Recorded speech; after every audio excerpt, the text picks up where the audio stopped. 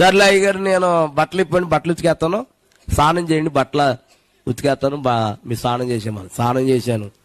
మరి బట్టలు అరిదాకా ఉండాలి కదా, మరి నా సైజు బట్టలు ఉంటాయి అక్కడ. ఏమండి చెప్పరేంటండి?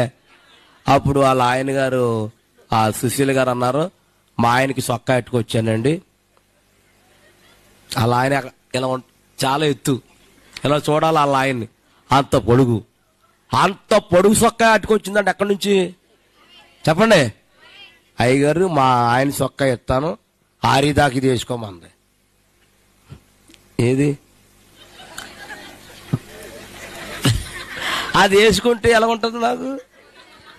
రాత్రుల్లో నైట్లు ఎత్తారు కదా ఆడవాళ్ళు,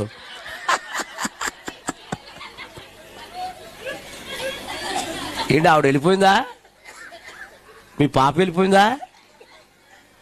స్తోత్రం చెప్పండి గట్టిగా. ప్రార్థన చేసుకున్న తర్వాత, అన్ని చేసిన తర్వాత చాలా డబ్బులు ఇచ్చిందండి ఆవిడ, చాలా డబ్బులు. అప్పుడు మనం ఆ టైంలోనే ఇల్లు కడుతున్నాం, చాలా డబ్బులు కావాలి ఆ టైంలో. ఈవిడ అర్థం దేవుడు కార్యం చేస్తాం, అద్భుతంగా దేవుడు ఇల్లు కట్టించాడు దేవుడు.